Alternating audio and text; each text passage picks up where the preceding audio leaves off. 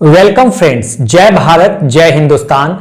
This is Mayank Rajesh and you are watching Info and Study. Friends, we are doing study of medieval history and in this segment we are into early medieval phase where we are discussing the topic of medieval चोला. हम लोग early यानी पूर्व मध्यकाल में हैं और यहां हम मध्यकालीन चोलों को या इंपीरियल चोलों को पढ़ रहे हैं और आज जो हमारा जो टॉपिक होगा वो बहुत ही इंपॉर्टेंट शासक हैं, रूलर रहे, एम्पेरर रहे इन मेडिएवल चोलों को या चोलों के या इंपीरियल चोलों के, वो थे राजराज प्रथम. इसके पहले देखिए हमने जो जिन शासकों की बात की थी तो विजयालया की बात की थी जो फाउंडर थे. उसके बाद हमने आदित्य प्रथम की बात की थी. हाँ, उसके बाद हमने बात की थी पारंतक फर्स्ट के की जो पारंतक फर्स्ट की बात की थी जो रियल फाउंडर जिनको कहा जाता है. फिर हमने पारंतक सेकंड और फिर उत्तम चोल के बारे में जो थोड़ी बहुत जानकारी थी वो हमने ले लिया था. मेडिएवल चोलों के फाउंडर जो बेसिकली थे 850 एडी में वो थे विजयालया और रियल फाउंडर थे पारंतक फर्स्ट. सबको हमने देख लिया था, विजयालया को, उसके बाद आदित्य प्रथम को जो महत्वपूर्ण शासक हैं और उसके बाद हमने पारंतक फर्स्ट को जो रियल फाउंडर थे, पारंतक सेकंड को और उत्तम चोल को. उसके बाद हम देख रहे हैं आज राजराज फर्स्ट को. फिर हम दो महत्वपूर्ण शासक हैं राजराज फर्स्ट और राजेंद्र प्रथम या राजेंद्र चोल के नाम से उनको हम जानते हैं. तो आगे पढ़ेंगे और कुछ उसके बाद और शासकों को देखेंगे. लेकिन दो सबसे महत्वपूर्ण शासकों की अगर हम बात करें इस मेडिएवल या इंपीरियल चोलों में तो हम राजराज फर्स्ट की बात करते हैं. इसके पहले देखिए हमने जब मेडिएवल हिस्ट्री की शुरुआत की थी, आज तो हम चोलों को पढ़ ही रहे हैं, तो जब हमने चोलों की शुरुआत की थी वहां मैंने बता दिया था कि चोल जो थे वो पल्लवों के सामंत थे. ठीक है, पल्लवों के सामंत थे और इन्हीं पल्लवों को रिप्लेस करके ये चोल आए थे. ये पूरा क्षेत्र ये ले लेंगे और पूरा उसके बाद तो ये सारा इनका होगा. आगे बढ़ेंगे जैसे जैसे टेरिटरी तो एक्सटेंशन टेरिटरी का होता रहेगा. लेकिन देखिए मैं फिर एक बार बता रहा हूं कि जब हम चोलों को पढ़ रहे थे तो उस समय आपके दिमाग में एक सवाल आया होगा कि हमने तो एक पहले भी चोलों को पढ़ा है, एक चोल को पहले भी पढ़ा है, तो बेसिकली वो अर्ली चोला थे और वो संगम एज में हमने देखा था. ठीक है, देखिए चोलों को अगर हम देखें तो संगम एज में इसके पहले हमने जिनका उद्भव 300 बीसी यानी 300 ईसा पूर्व के आसपास हुआ था और ये काल हमने देखा था 300 बीसी से लेकर 200 एडी तक का. ये संगम काल में आपने चोलों को देखा होगा. ठीक है, ये चोल इस समय आए थे जिन्हें अर्ली चोला कहते हैं और यहां पर ये थे डीप साउथ में. यहां पर कृष्णा नदी और फिर तुंगभद्रा नदी, उसके कृष्णा और तुंगभद्रा के साउथ में वो थे, डीप साउथ में. यहां पर केरल और नीचे तमिलनाडु का कुछ क्षेत्र लिए हुए यानी कि मालाबार कोस्ट जो है वहां पे चेर थे उस समय. उसके बाद ये पांडे वाला क्षेत्र था तमिलनाडु का और यहीं पे तमिलनाडु का और आंध्रा का मिला के ये क्षेत्र था चोलों का. बेसिकली ये ज्यादा इसमें तमिलनाडु का क्षेत्र था, कुछ आंध्रा का भी था, तो ये ठीक था. ठीक है, इन्हें अर्ली चोला कहा गया. ठीक है, ये अर्ली चोल थे. इनका समय मैंने बता दिया था कि ये था. उसके बाद ये जो चोल हैं फिर अचानक इनके बारे में कुछ भी पता नहीं चलेगा. ठीक है, कुछ भी पता नहीं चलेगा. ये ऑब्लिवियन के स्टेट में चले जाएंगे यानी कुछ भी पता नहीं चलेगा और ये समय रहेगा 200 टू 800 एडी यानी 200 से 800 ईस्वी तक. इनके बारे में कुछ भी पता नहीं है कि ये जो अर्ली चोला आए ये कहां गए, क्या हुआ, पता ही नहीं चलेगा. फिर 800 के बाद ये कुछ उभरना शुरू होंगे पल्लवों के सामंत के रूप में और फिर 850 एडी में, ठीक है, 850 एडी में ये फिर उभर के आते हैं और इनका पूरा जो समय होगा करीब 450 पौने 500 साल का. ठीक है, ये 850 टू 1279 यही चोल कहे जाएंगे, मेडिएवल या इंपीरियल चोल.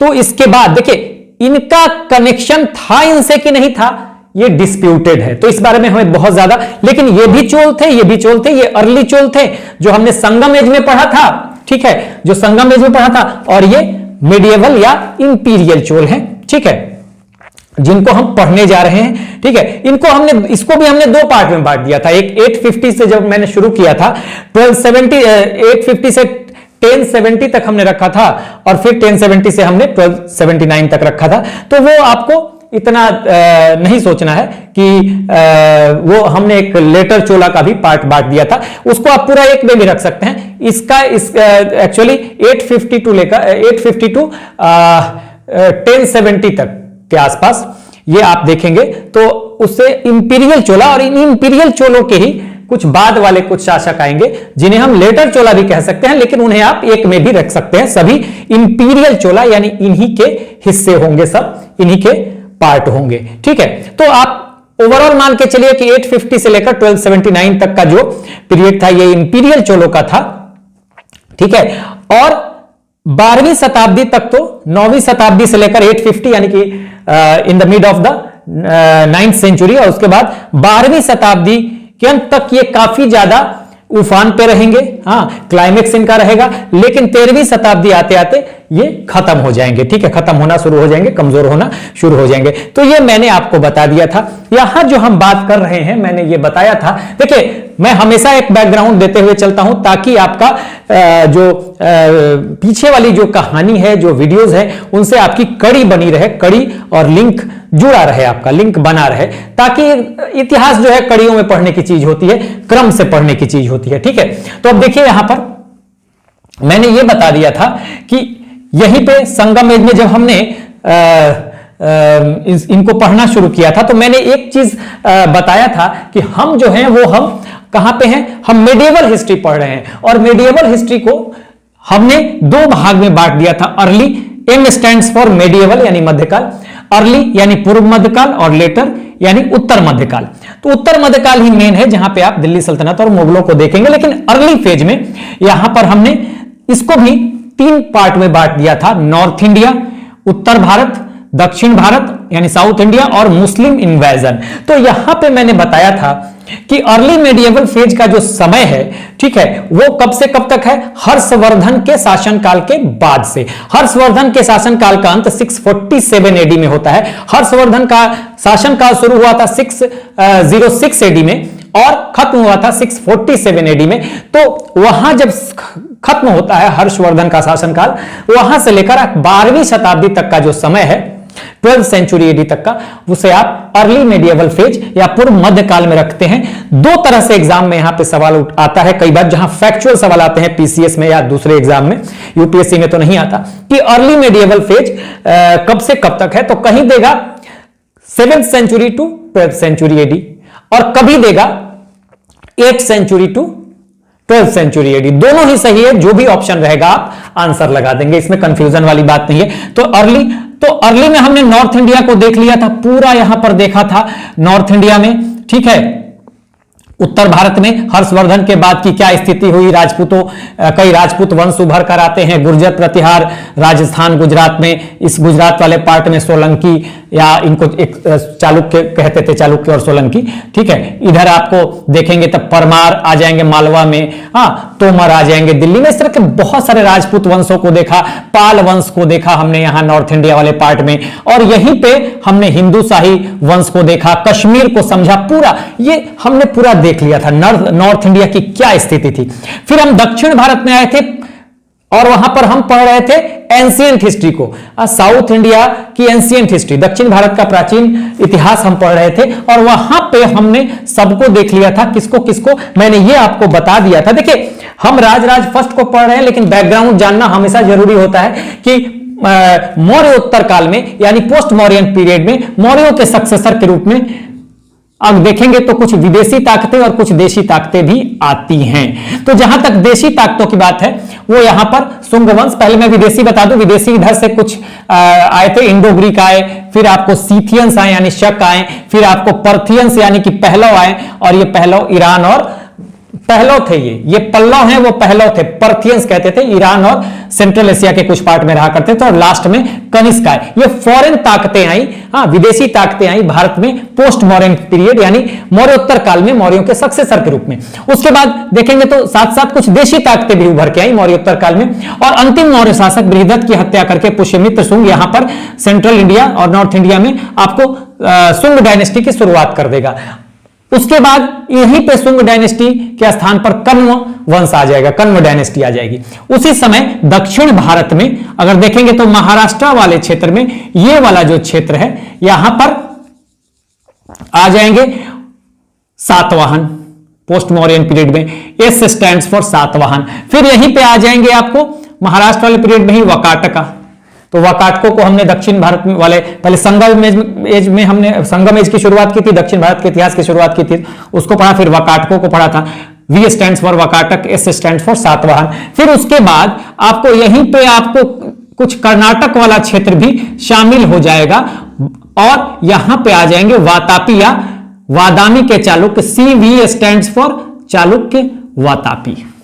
चालुक्य वातापी को रिप्लेस कर देंगे राष्ट्रकूटाज यहीं पर, और राष्ट्रकूटों को रिप्लेस करेंगे चालुक्य कल्याणी। ये हम पढ़ चुके थे, वकाटकों को पढ़ चुके हैं दक्षिण भारत के इतिहास में, चालुक्य वातापी को पढ़ चुके हैं, राष्ट्रकूटों को, और चालुक्य कल्याणी को हम पढ़ चुके हैं। ठीक है, ये भी मैंने बता दिया था कि चालुक्य वातापी और राष्ट्रकूट पल्लवों के पैरेलल थे। ठीक है, और चालुक्य कल्याणी के पैरेलल आपको चोल रहेंगे। ये जो मेडिएवल चोला है या इंपीरियल चोल जो है वो रहेंगे चालुक्य कल्याणी के। इन दोनों को हम वेस्टर्न चालुक्य कहते थे, चालुक्य वातापी और चालुक्य कल्याणी। ठीक है, इन्हीं की ब्रांच होगी, बाद में उभर के आएगी। ठीक है, तो और इधर देखेंगे तो इधर पल्लव है इनके, चालुक्य वातापी और राष्ट्रकूटों के पैरेलल, और चालुक्य कल्याणी के पैरेलल चोल होंगे। चालुक्यों की एक और शाखा वेंगी में, आंध्रा में एस्टैब्लिश होगी, जो चालुक्य वातापी के एक शासक है पुलकेशिन सेकंड, जिन्होंने हर्षवर्धन को हराया था और हर्षवर्धन के दक्षिण विस्तार को रोका था। वो अपने भाई विष्णुवर्धन से वेंगी में ईस्टर्न शाखा यानी कि पूर्वी शाखा की स्थापना कराएंगे चालुक्य को। वो हमने पढ़ लिया था सारा। ठीक है, जान लेते हैं, वो हम जानते हैं पहले से। तो ये वेस्टर्न चालुक्य कहलाएंगे, चालुक्य वातापी और चालुक्य कल्याणी, और वेंगी वाले ईस्टर्न चालुक्य थे। ठीक है, ये सब हम जान चुके हैं। तो हमने इस सबको पढ़ा था दक्षिण भारत के इतिहास में। वकाटकों को देखा था, चालुक्य वातापी को देखा था, उसके बाद राष्ट्रकूटों को देखा था, उसके बाद चालुक्य कल्याणी को देखा था, और हमने पल्लवों को भी देखा था। ठीक है, पल्लवों तक हमने पढ़ लिया था यहां दक्षिण भारत वाले पार्ट में। तो आप चाहे वहां पढ़ ले एंशिएंट हिस्ट्री में, चाहे आप मेडाइवल में पढ़ ले। हमने एंशिएंट में इसलिए पढ़ा था इनको क्योंकि इनकी जो शुरुआत होगी वो एंशिएंट पीरियड से होगी, लेकिन ये सब धीरे धीरे आप देखेंगे कि इनका जो अस्तित्व है, वो एग्जिस्टेंस जो है वो अर्ली मेडाइवल फेज में भी है। जैसे कि हमने यहां पर देखा था गुर्जर प्रतिहारों को। ठीक है, यहां पे हमने देख लिया था गुर्जर प्रतिहारों को, यहां पर हमने गुर्जर प्रतिहार को देखा था जो कि राजस्थान गुजरात वाले क्षेत्र में थे। ठीक है, और यहां पर पालों को देखा था, और यहां पर देखिए राष्ट्रकूटा है ही, ये चालुक्य वातापी, यहीं पे चालुक्य कल्याणी आएंगे। ये कर्नाटका वाला क्षेत्र जब आ जाएगा तो आप देखेंगे कि यहां पर कन्नौज के लिए ये तीनों शक्तियां, राष्ट्रकूटाज, यहां पे मान लीजिए राष्ट्रकूटाज हैं। ठीक है, तो ये गुर्जर प्रतिहार, पालास जो बिहार और बंगाल में है, और ये राष्ट्रकूटाज, ये तीनों शक्तियां जो हैं ये कन्नौज के लिए फाइट करती हैं। ठीक है, क्योंकि कन्नौज हर्षवर्धन के समय से कन्नौज एक बहुत ही ज्यादा रिच, अफ्लुएंट और आर्थिक रूप से बहुत मजबूत हो गया था, और इसने पाटलिपुत्र या मगध का स्थान ले लिया था। ठीक है, आप जानते हैं पोस्ट मौर्यन पीरियड में यह शिफ्ट हुआ था क्योंकि अब ज्यादा ताकतवर और ज्यादा एफ्लुएंट, आर्थिक रूप से ज्यादा समृद्ध था कन्नौज था, इसलिए पाटलिपुत्र और मगध जो है वो उसका स्थान अब पीछे चला गया था और उसका स्थान ले लिया था कन्नौज ने। ये सब हम पढ़ चुके हैं। अब देखिए राष्ट्रकूटा दक्षिण में है, लेकिन ये एंशिएंट में होते हुए भी बाद में ये ट्राइपार्टाइट स्ट्रगल जो था, त्रिपक्षीय संघर्ष कन्नौज के लिए, यहां इनकी एक भूमिका रहती है। तो ये पूरे अर्ली मेडाइवल फेज में भी इनको देखा जाएगा। ठीक है, तो ये हमने अर्ली मेडाइवल फेज में सबको पढ़ लिया था। वकाटक, हाँ, चालुक्य वातापी, राष्ट्रकूटाज, चालुक्य कल्याणी और पल्लव, ये सब हमने पढ़ लिया था। तो अब जब बचता था चोल, हमने कहा भी था कि चोलों को हम पढ़ेंगे, मेडिएवल चोलों को कहां पे हम पढ़ेंगे, अर्ली मेडिएवल फेज में। ठीक है, तो ये सब तो आप पढ़ ही चुके हैं। अब साउथ इंडिया, उसके बाद मुस्लिम इन्वेजन होगा तो अरबों का इन्वेजन होगा, फिर मोहम्मद गजनवी का होगा, और इधर नॉर्थ वेस्ट से ही होगा, और मोहम्मद गोरी का होगा। और मोहम्मद गोरी के इन्वेजन के बाद यहीं पे आपको दिल्ली सल्तनत की स्थापना होगी। फिर 1526 में बाबर आएगा और मुगल साम्राज्य की स्थापना हो जाएगी। इब्राहिम लोदी जो दिल्ली सल्तनत का देखेंगे तो अंतिम सुल्तान था, उसको हराकर।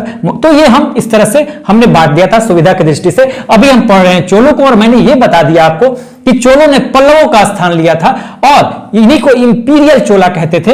और पल्लव कहां थे भाई, तो साउदर्न आंध्रा, देखिए इनका जो लोकेशन है, दक्षिणी आंध्रा और उत्तरी तमिलनाडु में थे पल्लव, और इन्हीं की जगह पे आ जाएंगे, ये सारा क्षेत्र लिए हुए आ जाएंगे चोल।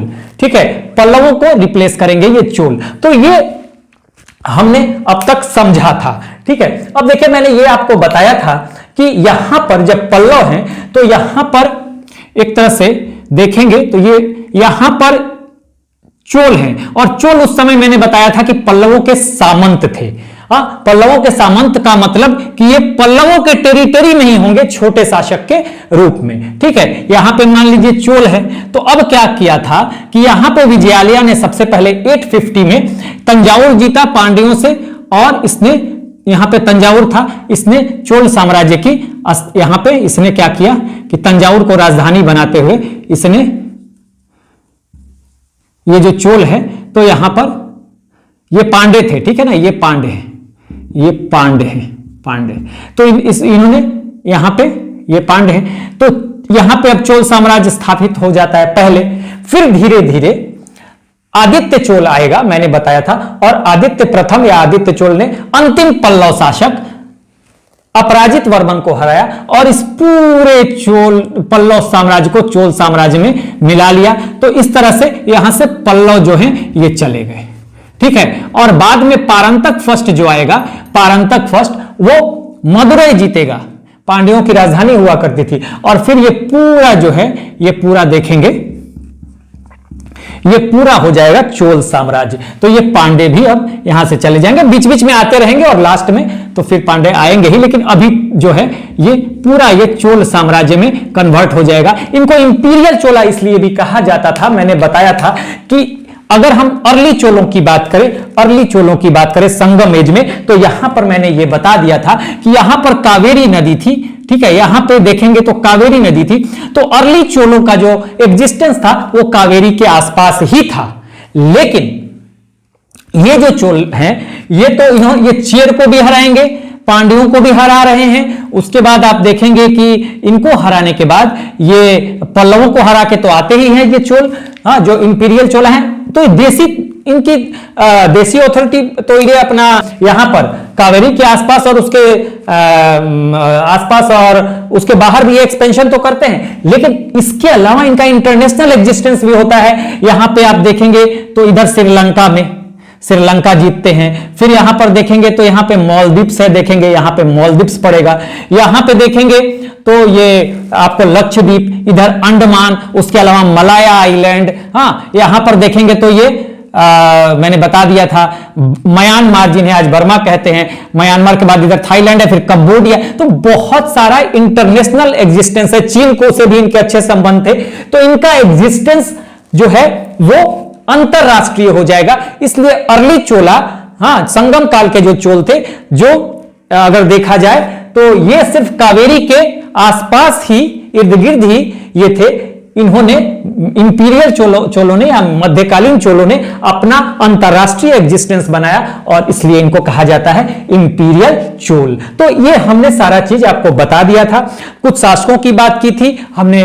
सबसे पहले फाउंडर विजयालय थे, 850 AD में विजयालय ने फाउंड किया था, ठीक है। उसके बाद आदित्य प्रथम जो है अंतिम पल्लव शासक अपराजित वर्मन को हराएंगे और पूरे पल्लव साम्राज्य को मिला लेंगे। फिर पारंतक फर्स्ट, जिन्हें रियल फाउंडर यानी कि वास्तविक संस्थापक कहा गया, वो क्या करेंगे, मदुराई जीत लेंगे पांड्यों से। और इस तरह से अगर आप देखेंगे तो चोलों का एग्जिस्टेंस बहुत बड़ा हो जाएगा धीरे धीरे। ये पूरा क्षेत्र चेरों को भी हरा देते हैं, ठीक है। और यहां से समझिए ये उड़ीसा को जीतते हुए बंगाल तक पहुंच जाएंगे, मैं आपको बताऊं, गंगा की घाटी तक पहुंच जाएंगे इस तरह से। तो ये पूरा चोल हो जाएगा, बहुत बड़े हो गए थे ये चोल। और प्लस इंटरनेशनल एग्जिस्टेंस था ही, इधर बर्मा, फिर कंबोडिया, इधर श्रीलंका, ठीक है, इधर आपको लक्षद्वीप, इधर अंडमान, ठीक है, तो मलाया आइलैंड, इंडोनेशिया। तो ये देखेंगे कि पूरा जबरदस्त इनका बड़ा एग्जिस्टेंस, तो ये पूरे चोल ही हो जाएंगे धीरे धीरे, ठीक है ना। तो आप देखेंगे कि बहुत बड़ा इनका ये पूरा जो है, ये पूरा चोल साम्राज्य एक तरह से देखेंगे तो हो जाएगा, ये बहुत बड़ा क्षेत्र होगा इनका।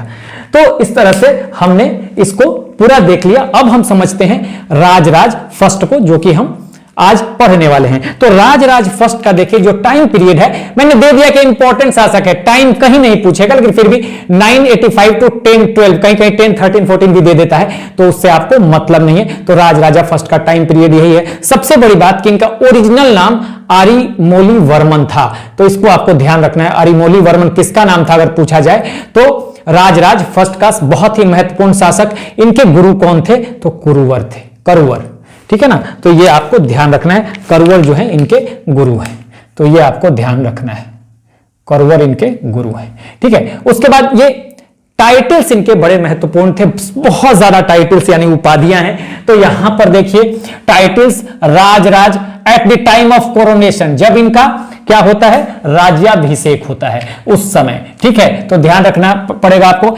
जयगोंड पांड्यों को हराया तब। कंडलूर शालय कलमतरू, देखिए थोड़ा टेढ़ा नाम है, कंडलूर शालय कलमतरू, जब चेरों को हराया। देखिए इधर चेरों को ये इस केरल वाले पार्ट में चेरों को भी हरा देंगे ये, ठीक है। मालाबार कोस्ट, ठीक है। चोल नारायण, पश्चिमी गंग यहां पे थे कर्नाटक में, आप देखेंगे इस तरफ। थोड़ा देखिए एकदम एग्जैक्ट मैप तो नहीं बन पाएगा ना, इधर कर्नाटक वाले क्षेत्र में पश्चिमी गंग भी थे, तो उनको हराएगा। तो पश्चिमी गंग को हराने के बाद चोल नारायण की मुमाडी चोल, ये उत्तरी श्रीलंका को जब मिला लेंगे तो मुमाडी चोल ये अपना टाइटल रखेंगे, मुमाडी चोल। देखिए इन्होंने उत्तरी श्रीलंका को सिर्फ जीता था, सिंगलांतक जो है पहले श्रीलंका उत्तरी श्रीलंका को जीता, तो श्रीलंका जब विजय होता है तो सिंगलांतक इनका हो जाएगा क्या? टाइटल, उपाधि। फिर जब उत्तरी श्रीलंका को, इन्होंने सिर्फ उत्तरी श्रीलंका जीता था, ठीक है। मैं आपको बताऊं, ये मैं मिटा रहा हूं, ठीक है ना। यहां पर देखिएगा, ये जो है ये अगर देखें तो ये उत्तरी श्रीलंका, यहां पर यही जो है यही श्रीलंका हो गया है ना। देखिए इसको जरा ठीक से मैं बना दूं, यहीं पे श्रीलंका हो जाएगा, ठीक है। तो उत्तरी श्रीलंका खाली ये जीतेंगे, उत्तरी श्रीलंका, इधर वाला पार्ट उत्तरी श्रीलंका। तो जब श्रीलंका की विजय होगी तो ये सिंगलांतक अपना उपाधि रखेंगे, और फिर जब उत्तरी श्रीलंका को मिला लेंगे तो मुमाडी चोल, अभी हम पढ़ेंगे श्रीलंका के बारे में, ठीक है ना, जो ये मिलाते हैं। पूरा श्रीलंका जीतेंगे, इसके बाद राजेंद्र प्रथम, पूरा श्रीलंका जीतेंगे। इनके बाद आएंगे राजेंद्र प्रथम या राजेंद्र चोल उनको कहा जाता था। उसके बाद कलिंग विजय, मैंने बताया ना कि देखिए उड़ीसा तक पहुंचेंगे, ये उड़ीसा वाला क्षेत्र भी पहुंच जाएंगे, उड़ीसा तक पहुंच रहे हैं। तो कलिंग विजय के बाद कलिंगा कुलांतक यानी कलिंग भी जीता, देखिए कितना बड़ा है। शिवपाल शेखर, शिव भक्त थे, शिव भक्ति के कारण शिवपाल शेखर कहा गया। उसके अलावा चोल मार्तंड, राजमार्तंड। तो ये आपको टाइटल को याद रखना है, ठीक है ना, टाइटल को आप याद रखिए। इसके अलावा इन्होंने दो महत्वपूर्ण यज्ञ किया, एक तो हिरण्यगर्भ यज्ञ और तुला पुरुष दान यज्ञ, दो यज्ञ भी करते हैं। तो आप याद रखिएगा, अरिमोली वर्मन किसका नाम था पूछा जाए तो राजराज फर्स्ट का, ठीक है। टाइटल क्या क्या थे तो आप ध्यान रखिए, राजराज, जब राज्याभिषेक हुआ तब क्या टाइटल था? राजराज। पांड्यों को हराकर जयगोंड, चेरों को हराया तो कंडूर साले कलमतरू, आ सकता है, सवाल बन सकता है, ठीक है। पश्चिमी गंग को हराया तो चोल नारायण। उत्तरी श्रीलंका को, जब पहले श्रीलंका जब विजय किया, उत्तरी श्रीलंका जीता तो सिंगलांतक हो गया, इस उत्तरी श्रीलंका को मिला दिया। हाँ, चोल साम्राज्य में देखिए चोल यहां थे और इस श्रीलंका को भी इन्होंने मिला दिया। बताइए उत्तरी श्रीलंका को इन चोलों में मिला दिया गया, ठीक है ना। ये चोल देखिए इंटरनेशनल एग्जिस्टेंस किस तरह से हो रहा है। तो ये मुमाडी चोल हो गए। फिर कलिंग विजय, ये देखिए उड़ीसा की तरफ बढ़े तो कलिंग विजय, कलिंगा कुलांतक। उसके बाद शिवपाल शेखर, क्योंकि शिव भक्त थे, और चोल मार्तंड, राजमार्तंड। ये सब आप चाहे तो आप इसको याद रखें, सवाल कहीं बन सकता है। चेरों को हराने के बाद कौन सा टाइटल हुआ, पश्चिमी गंग को हराने के बाद या गंगों को हराने के बाद, उत्तरी श्रीलंका को जीतने, श्रीलंका पर विजय के बाद या उत्तरी श्रीलंका को मिला। देखिए श्रीलंका विजय के बाद जब विजय किया, जब जीता, विक्ट्री हुई, तब सिंगलांतक, लेकिन जब मिलाएगा तब मुमाडी चोल। देखिए दोनों में अंतर है, ठीक है ना। तो इसको आप ध्यान रखिएगा, एक बार आप लीजिए स्क्रीनशॉट। चलिए अब आगे बढ़ेंगे और कुछ और जानकारी लेंगे राजराज फर्स्ट के बारे में। आज हमारा टॉपिक जो है बस राजराज फर्स्ट पे ही है। Let's move on and now will discuss some more things about Rajaraja first, ठीक है ना। राजराज प्रथम के बारे में हम कुछ और बातों को जानते हैं। सबसे बड़ी बात देखिए, मोस्ट इंपॉर्टेंट, अगर पूछा जाए कि जल सेना यानी नेवी की नींव किसने रखी थी, यह बहुत बड़ी बात थी चोलों के लिए, इंपीरियल चोला के लिए, कि फाउंडेशन रखने वाला कौन था, राजराज फर्स्ट। नेवी यानी कि आप देखेंगे कि जल सेना का, और यही वजह था कि इसने इस स्ट्रॉन्ग नेवी की वजह से, ठीक है, नेवी की वजह से जो फाउंडेशन डाला ये नेवी की, तो आप देखेंगे कि लक्षद्वीप को जीता। लक्षद्वीप कहां पे है, इधर लक्षद्वीप होगा, ठीक है ना, मालदीव्स, यहां पे मालदीव्स, ठीक है, लक्षद्वीप, मालदीव्स। मालदीव्स को पुराणों में कहा गया है सादंबी द्वीप, ध्यान रखिएगा, उस समय पुराणों में कहां कहा गया है सादंबी द्वीप, तो यहां पे आपको मोस्ट इंपॉर्टेंट यह सवाल बन जाता है। सादंबी द्वीप इसको कहा गया है पुराणों में, किसे, मालदीव्स को, तो ये आप ध्यान रखिएगा। उसके बाद सबसे इंपॉर्टेंट, नेवी की वजह से देखिए श्रीलंका कहां था, श्रीलंका यहां पे था, ठीक है, ये श्रीलंका है, ठीक है, और थोड़ा और ऊपर बना लीजिए इसको, श्रीलंका को, ये श्रीलंका है, मान लीजिए ये श्रीलंका है। अब ये देखिए यहां बीच में देखिए नेवी की वजह से यहां पानी है, और ये पहुंच गए कहां पे, श्रीलंका पे पहुंच गए, ठीक है। देखिए श्रीलंका विजय, लेकिन श्रीलंका में आप देखेंगे तो श्रीलंका विजय किस शासक के समय में, तो ध्यान दीजिएगा, श्रीलंका का शासक जब महेंद्र 5 था। कौन शासक था जब इन्होंने श्रीलंका पे विजय हासिल की थी, लेकिन पूरे श्रीलंका पे नहीं, सिर्फ ये नॉर्दर्न श्रीलंका, देखिए यही श्रीलंका है, इसको उठा के मैंने यहां रखा है, नॉर्दर्न श्रीलंका यानी उत्तरी श्रीलंका को इन्होंने जीता, और उसका नाम मुमाडी चोल रख दिया, और इसीलिए इनका टाइटल भी मुमाडी चोल रहा, ठीक है। जब मिला लेंगे इसको तो ये जब जीतेंगे तो सिगलान तक मैंने लिखा हुआ है, और जब मिला लेंगे नॉर्दर्न श्रीलंका को तो मुमाडी चोल, क्योंकि श्रीलंका का नाम ही, नॉर्दर्न श्रीलंका का नाम ही मुमाडी चोल रख दिया इन्होंने। तो यह ध्यान रखना पड़ेगा कि इन्होंने जब उत्तरी श्रीलंका को जीता तो उसका नाम क्या रखा, मोस्ट इंपॉर्टेंट, मुमाडी चोल, यही श्रीलंका है जिसे मैंने यहां रखा हुआ है। उसके बाद राजधानी क्या किया, पहले अनुराधापुर राजधानी था, इसको देखिए शिफ्ट कर दिया पोलो रुया, पोलो रुया, ध्यान रखिएगा, राजधानी कहां से कहां शिफ्ट किया, अनुराधापुर से पोलो रुया, पोलो रुया। और पोलो रुया का नाम आपको और भी मिलता है, जयनाथ मंडल या जनजात मंडल, कहीं आपको किताब में जयनाथ मंडल मिल जाएगा, कहीं जनजात मंडल मिल जाएगा, तो आपके, मैंने दोनों लिख दिया है, कुछ भी आपके ऑप्शन में हो तो आप कंफ्यूज ना हो। तो यहां पर देखिए एक बड़ी बात हो गई। उसके बाद देखिए इनकी विक्ट्री अगर देखें तो चालुक्य कल्याणी को हराया, चालुक्य कल्याणी के शासक थे सत्याश्रय, इनको हराया था, इनके ऊपर विक्ट्री। अब मैंने बताया था कि चोलों के पैरेलल कौन थे, मैंने अभी अभी आपको बताया है कि यहां पर जो राष्ट्रकूटाज और चालुक्य वातापी और राष्ट्रकूटाज ये पल्लवों के पैरेलल थे, जबकि Chalukya Kalyani, CK stands for Chalukya Kalyani, CV stands for Chalukya Vatapi, ये चोलों के पैरेलल थे, ठीक है। तो देखिए चालुक्य कल्याणी के शासक सत्याश्रय को हराया, ठीक है, ये ध्यान दीजिएगा। उसके अलावा आप देखेंगे इन्होंने सिक्योरिटी प्रदान की, सुरक्षा दी, एक तरह से संरक्षित राज्य बनाया चालुक्य वेंगी को। देखिए 3 चालुक्य आप देखेंगे तो एक तो चालुक्य वातापी थे, फिर उनकी जगह राष्ट्रकूटों ने लिया, और फिर राष्ट्रकूटों का जगह चालुक्य कल्याणी ले लिया, ठीक है। तो चालुक्य वातापी और चालुक्य कल्याणी मैंने बताया वेस्टर्न चालुक्य थे, मूल चालुक्य तो ओरिजिनल तो यही हो गए, ठीक है, ये दोनों वेस्टर्न चालुक्य थे। चालुक्य वातापी के शासक पुलकेशिन द्वितीय, जिसने हर्षवर्धन का दक्षिणी विस्तार रोका था, हर्षवर्धन को हराया था नर्मदा के तट पे, ठीक है, उसने अपने भाई विष्णुवर्धन से वेंगी के, आंध्रा में वेंगी के चालुक्य वंश की स्थापना कराई थी, जिन्हें पूर्वी चालुक्य कहते थे। तो इन्हीं पूर्वी चालुक्य, जो वेंगी के चालुक्य थे, जो पूर्वी चालुक्य थे, इनको भी एक संरक्षित राज्य बनाया, यानी कि इन्हें सिक्योरिटी दिया। किस तरह से, देखिए वहां पे विमलादित्य और शक्तिवर्मन नाम के दो वहां पे राजघराने के, शाही घराने के लोग थे, और इनको चोल भीम नाम के एक व्यक्ति ने परेशान किया था बहुत ज्यादा। तो चोल भीम से निजात दिलाकर और शक्तिवर्मन को वेंगी का शासक बनाया था। तो एक तरह से देखा जाए तो चालुक्य कल्याणी पर और चालुक्य वेंगी पर, दोनों पर इसका कंट्रोल था, एक तरह से देखा जाए ऑथोरिटी इस राजराज प्रथम का, तो चोलों का कंट्रोल दोनों पर हो गया, ठीक है ना। उसके अलावा चाइना को भेजा एम्बेसडर, चाइना को चीन को एम्बेसडर भेजा। अब देखिए लक्षद्वीप जीता, मालदीप यहां पर होगा नीचे हिंद महासागर में, ठीक है, तो इस पे कंट्रोल है। उत्तरी श्रीलंका को जीत लिया, बाद में आएगा कौन, राजेंद्र प्रथम, इसके बाद वो पूरे श्रीलंका को जीतेगा, ठीक है ना।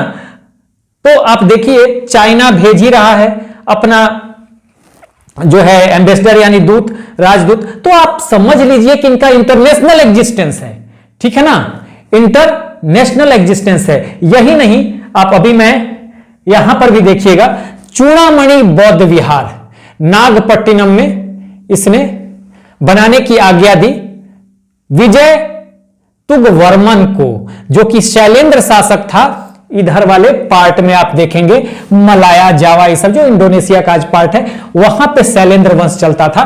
तो वहां पे ये वहां के शासक शैलेंद्र वंश के शासक थे विजय तुंगवर्मन, विजय तुंगवर्मन, इनको आज्ञा दी थी कि आप एक बौद्ध विहार बनाए, चूड़ामणि बौद्ध विहार उसका नाम था।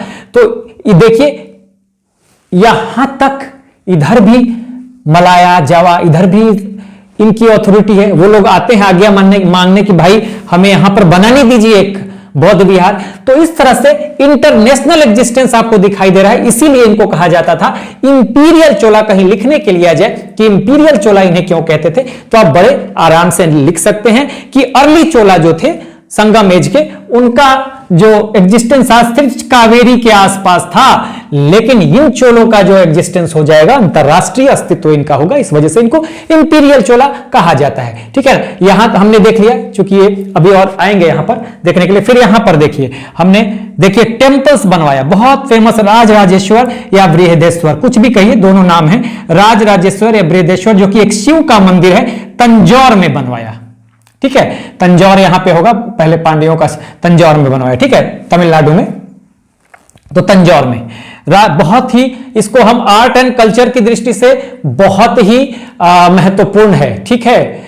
इसके आर्किटेक्चर स्थापत्य को देखा जाए, हम आर्ट एंड कल्चर वाले में कुछ चीजों को देखेंगे, हाँ, तो वहां भी चर्चा होगी। राजराजेश्वर बृहदेश्वर टेम्पल जो कि तंजौर में बनाया, ये एक शिव का मंदिर था। और सबसे बड़ी बात, यूनेस्को वर्ल्ड हेरिटेज साइट में इसका नाम है, ठीक है ना, तो ये आपको ध्यान देना पड़ेगा। उसके बाद एक विष्णु मंदिर बनवाता है नागपट्टिनम में, विष्णु मंदिर कहां बनवाएगा, नागपट्टिनम में, ठीक है। यहां तक बात हो गई। अब देखिए एक बहुत महत्वपूर्ण बात 1000 एडी में, ठीक है, लैंड भूमि से रिलेटेड बड़ी इंपॉर्टेंट बात, ये चोल शासक ऐसा था जिसने सबसे पहले पैमाइश कराई, यानी मेजरमेंट कराया लैंड का, सर्वेक्षण कराया भूमि का, लैंड का, यानी कि सर्वे कराया, और इस आधार पर पैमाइश यानी मेजरमेंट और सर्वे के आधार पर, पैमाइश मतलब मेजरमेंट इंग्लिश वालों के लिए, सर्वेक्षण मतलब सर्वे, इनके आधार पर प्रकार यानी टाइप्स, लैंड की भूमि के अलग अलग प्रकार बनाए, अलग अलग टाइप्स बनाए, अलग अलग कैटेगरी बनाया, और उस कैटेगरी के आधार पर टैक्स यानी कर का निर्धारण किया। तो 1000 एडी की बात है, यह आपके लिए बड़ी बात। उसके अलावा बहुत महत्वपूर्ण बात, ग्राम सभा प्लस स्वशासित संस्थाएं, मतलब सेल्फ रूल जो भी इंस्टीट्यूशन थी, और ग्राम सभाओं के लिए जो खर्च होता था, वहां पर एक्सपेंडिचर होता था, उसके जांच पड़ताल की व्यवस्था इसने कराई थी। तो देखिए ऑडिट की शुरुआत अगर देखें तो ऑडिट की व्यवस्था इसने की, आज भी है, हम देखते हैं ना ऑडिट होता है, खर्च कहां जा रहा है, कैसे हो रहा है, तो आज भी होता है, सरकारें भी कराती हैं। तो यह व्यवस्था राज ने कराई थी। तो बहुत ही महत्वपूर्ण शासक। सबसे बड़ी बात अगर यहां देखें तो यहां पर अगर आपसे पूछा जाएगा कि नेवी का फाउंडेशन किसने रखा था चोल शासकों में, तो नेवी का फाउंडेशन रखने वाला राज प्रथम, ठीक है। उत्तरी श्रीलंका को किसने जीता था, तो राज प्रथम। पूरी श्रीलंका की बात आएगी तो आगे हम पढ़ेंगे राजेंद्र प्रथम को, ठीक है। उसके बाद मालदीव्स को जीता था इसने, और तो मालदीव्स में का पुराणों में नाम क्या दिया गया अगर पूछा जाए तो सादंबी द्वीप, इंपॉर्टेंट है यहां पर, ठीक है। और देखिए कंफ्यूज करेगा राजेंद्र प्रथम और राजराज फर्स्ट में कि पूरी श्रीलंका को किसने जीता और उत्तरी श्रीलंका को किसने जीता, तो इसने उत्तरी श्रीलंका को जीता था। उस समय शासक कौन था, यहां से सवाल बन सकता है, तो ये इंपॉर्टेंट है। मोस्ट इंपॉर्टेंट शासक कौन था, ये देखिए मोस्ट इंपॉर्टेंट, तो ये महेंद्र पंचम, ठीक है। उत्तरी श्रीलंका जीतने के बाद नाम क्या रखा? तो मुमाडी चोल। राजधानी पहले क्या थी? अनुराधापुर। ठीक है, और कहां शिफ्ट की गई? पोलरुआ। तो ये भी इंपॉर्टेंट यहां से सवाल बन सकता है, मोस्ट इंपॉर्टेंट। और पोलरुआ का अदर नाम भी है, तो जैनाथ मंडल या जनजात मंडल, इन सब जगहों से सवाल बन सकता है। राजराजेश्वर मंदिर या बृहदेश्वर टेम्पल किसके द्वारा बनवाया गया? तो राजराज प्रथम के द्वारा। कहां पे बनवाया गया? तंजौर में। किसका मंदिर है? शिव का मंदिर है। नागपट्टिनम में राजराज फर्स्ट ने कौन सा मंदिर बनवाया? विष्णु मंदिर। कौन सा शैलेंद्र शासक था जिसको बौद्ध विहार बनाने की आज्ञा दी गई? विजय तुंग वर्मन। या किस वंश के शासक को दी गई? सवाल आएगा। या इस तरह से कई तरह से सवाल घुमा सकता है। कहां पे दी गई? नागपट्टिनम में आज्ञा दी गई। लैंड की पैमाइश किसने कराई? राजराजा फर्स्ट ने। सर्वे किसने कराया? राजा फर्स्ट ने। पैमाइश यानी मेजरमेंट और सर्वे के आधार पर टाइप्स यानी कैटेगरी बांटा लैंड का किसने बनाया? राजराजा फर्स्ट ने। और उसके आधार पर टैक्स की व्यवस्था की तो राजराजा फर्स्ट ने। ग्राम सभाओं और सेल्फ रूल्ड जो इंस्टीट्यूशन है उनके ऑडिट कहें तो खर्च के जांच पड़ताल की व्यवस्था, एक्सपेंडिचर किस तरह से होता है, किसने कराई? तो राजराजा फर्स्ट ने। तो इस तरह से हमने एक बहुत ही महत्वपूर्ण शासक को देख लिया। जो सवाल बनते हैं वो भी मैंने बता दिया। सारा यहां से चोल पूरा वंश जो आप पढ़ रहे हैं ना, बहुत महत्वपूर्ण है, सवाल काफी आते हैं यहां से। तो इस तरह से कई एग्जाम में यूपीपीसीएस और भी स्टेट सर्विसेज में साथ साथ यहां से सिविल सर्विसेज में भी सवाल बन सकते हैं। तो ये आप सिक्योरिटी किसको प्रदान किया? तो चालुक्य वेंगी को। चालुक्य कल्याणी के किस शासक को रहा है? तो सत्याश्रय को। तो ये सब उतना इंपॉर्टेंट, लेकिन यहां से देखिए श्रीलंका विजय मालदीव्स का नाम क्या था? तो पुराणों में इसको क्या कहा गया? ठीक है, नेवी का फाउंडेशन किसने रखा? अब चूड़ामणि बौद्ध विहार की व्यवस्था किस डायनेस्टी के शासक को दी गई? कहां दी गई? इससे यहां से सवाल बनेगा। मोस्ट इंपॉर्टेंट मैं यहां लिख देता हूं, ये मोस्ट इंपॉर्टेंट। देखिए ये मोस्ट इंपॉर्टेंट, इस सब पोर्शन को आप पे ध्यान देना है। ठीक है ना, मोस्ट इंपॉर्टेंट। ठीक है, उसके बाद यहां पे क्या नॉर्दर्न श्रीलंका को जीतने के बाद नाम क्या रखा? मुमाडी चोल। पहले कहां कैपिटल था? राजधानी का अनुराधापुर। उसके बाद कहां हो गई? पोलरुआ का नाम। तो ये सब चीजें आपको एक तरह से मैंने सारा चीज बता दिया, आप ले screenshot. So this is the end of the video. Do like, share and subscribe. Take care, keep smiling. Jai Hind.